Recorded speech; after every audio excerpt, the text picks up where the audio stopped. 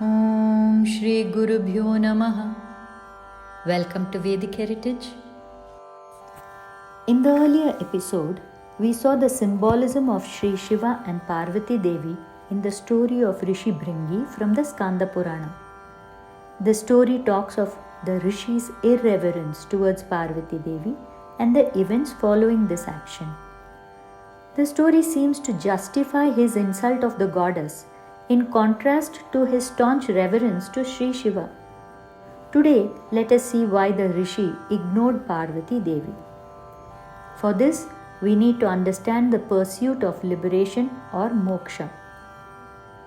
Vedas tell us that we live in this world in a perpetual state of ignorance.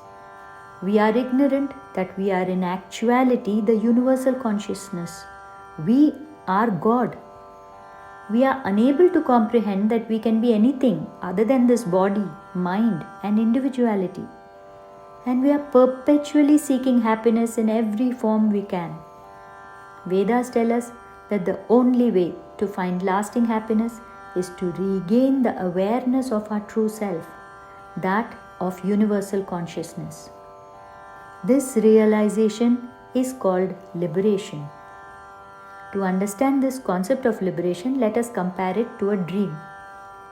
A dream seems so real when you experience it, yet it is gone the minute you wake up. But you lived every moment of the dream believing it to be real. You screamed in terror, sweated profusely, even your heart raced in fear. It was you who lived the nightmare, you who was being chased.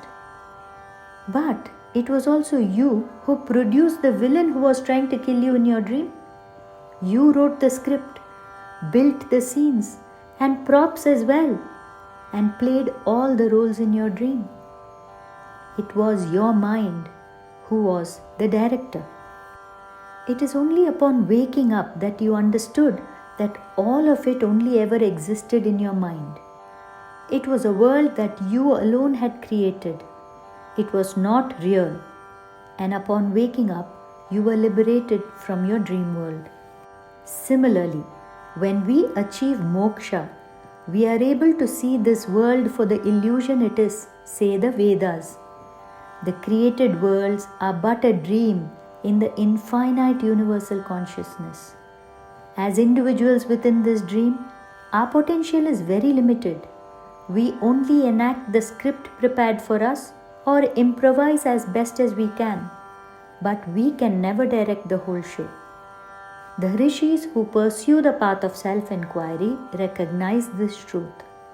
They recognize this world to be a trap of endless action, and they seek to exit this cycle of birth and death completely. They seek to reunite with the infinite universal consciousness. These persons then have no need for the worldly goals because they seek immortality. That is why Hrshi Brnghi found it unnecessary to worship Shakti, believing her to only promote the cause of action within the finite world. By staying within a dream, we can never know the waking world. Only if we disregard the dream world and wake up can we be part of the waking world. Similarly, in order to exit the dream of worldly life, Hrshi Brnghi chose to ignore Shakti and the temptations of worldly life. Instead, he venerated Shri Shiva, the deliverer to the path of realization and liberation. He followed the path required of a yogi in pursuit of self-realization. And that is the reason Shri Shiva also helped him with a spine to prop him up on his journey. Shri Shiva does not insult Parvati Devi by this action. We saw in the earlier episode that both Shiva and Parvati are but different aspects of the same Supreme One. Devi is integral for the functioning of the worlds. But when a soul chooses to exit this cycle of worldly life by giving up all bonds to it, then the Supreme Consciousness would provide the support required for the soul to reach liberation. This is shown by Shri Shiva's support to the Rishi, as Shri Shiva, the yogi, is the symbol of enlightenment. Thus, we see that the Puranas are not demeaning a woman or praising a man. These stories talk of deeper concepts.